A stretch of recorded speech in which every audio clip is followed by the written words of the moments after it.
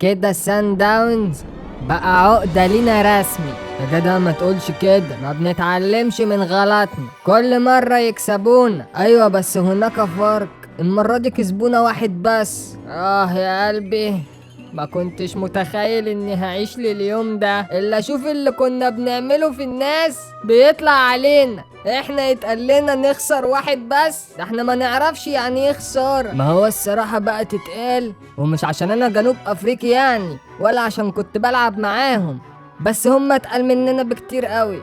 اخرس اخرس، ما اسمعش صوتك، انا كنت شاكك فيك. يلا ليه بس شاكك فيا ليه؟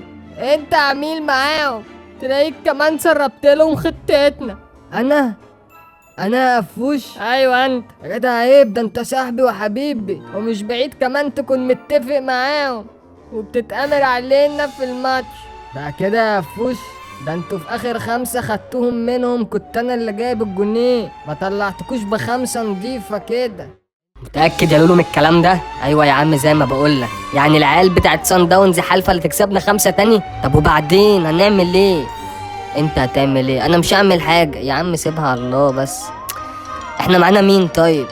معانا انت؟ لا يا عم انا مش معاك، هيكون معانا مين؟ ما هم اللي موجودين يعني قفوش، محدش زاد جديد، يعني مفيش امل يعني.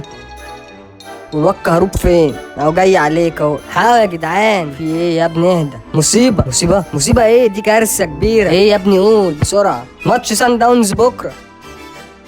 انا مش مصدق يا اسطى، اللي حصل ده مش حقيقي بجد، اكيد بنحلم يا اسطى، وهنفوق من الكابوس ده. انت هتفوق بجد لما تاخد استمارتك اخر الموسم يا اسطى. اللي انت بتقوله ده ايوه يا ابني هيمشوك، اشمعنى انا يا عم اللي امشي؟ يا عم انتوا كلكم خسرتوا معايا، انت السبب يا ابني. فوق يا ابني، انا نزلت في الدقيقه 80. انت عارف مين السبب بجد؟ مين؟ الواد ياسر ابراهيم ده، حتى اللعيبه خلته يلف حوالين نفسه كده اما بقى عامل زي النحله. وفي الاخر يجي خسرنا كلنا، وخسرنا بفضيحه. هو فين الكلب ده؟ تعال نروح نقفشه دلوقتي، يلا بينا.